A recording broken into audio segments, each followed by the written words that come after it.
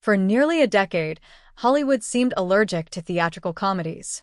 While superhero blockbusters, horror hits, and prestige dramas thrived in cinemas, traditional laugh-out-loud comedies quietly disappeared from the big screen.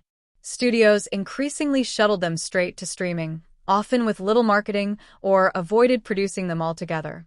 It wasn't that comedy disappeared, it just lost its seat at the theatrical table. Instant viral videos and meme culture filled the quick laugh gap, and studios saw too much financial risk in releasing mid-budget comedies in theaters.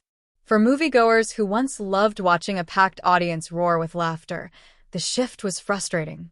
But 2025 has delivered a surprising twist. Happy Gilmore 2 and the Naked Gun reboot have not only defied low expectations, they've proven that movie audiences are eager to laugh together again.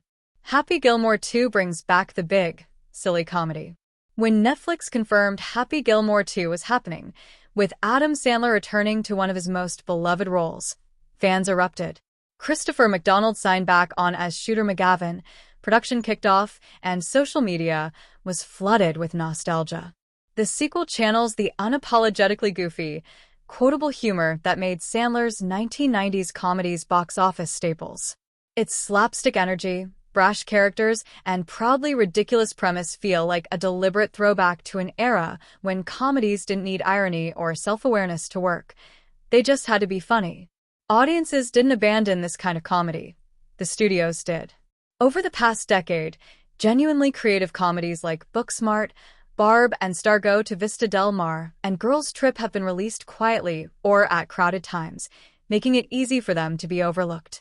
Happy Gilmore 2 proves that with the right hook and the right tone, audiences will still show up in droves. Ironically, despite its streaming success, the film's performance raises a big question. Why wasn't it released theatrically? Netflix may have underestimated just how strong its box office potential could have been. Liam Neeson revives a classic with The Naked Gun. If Happy Gilmore 2 was a safe bet for fans, The Naked Gun reboot felt like a gamble. Liam Neeson taking over the deadpan detective role made famous by Leslie Nielsen initially sounded like a punchline. But under director Akiva Schaffer, pop star, Chip and Dale, Rescue Rangers, and with a script from Seth MacFarlane, the project leaned fully into the original trilogy's absurdist, gag-every-minute style. Neeson's straight-faced intensity, the same quality that made him a convincing action hero, is exactly what made Nielsen so funny decades ago. He never winks at the camera, he just plays it completely straight while the chaos unfolds around him. That commitment has been a huge part of the reboot's appeal. The film doesn't just rehash old jokes, it revives an entire comedic subgenre that Hollywood left behind: physical comedy, sight gags, and relentless one-liners designed for the collective experience of a theater audience. A wake-up call for studios. The success of Happy Gilmore 2 and the Naked Gun reboot sends a clear message. The audience for theatrical comedies never vanished. It was waiting for studios to deliver the right movies. For years, executives assumed comedies couldn't compete at the box office, pushing them to streaming where they often disappeared in an endless content carousel. But just as horror rebounded in the late 2010s with Get Out, Hereditary, and Smile, comedy is now poised for its own resurgence. Whether it's Sandler's golf club-wielding maniac or Neeson botching a suspect's name in court, comedy thrives when it's shared in a room full of people.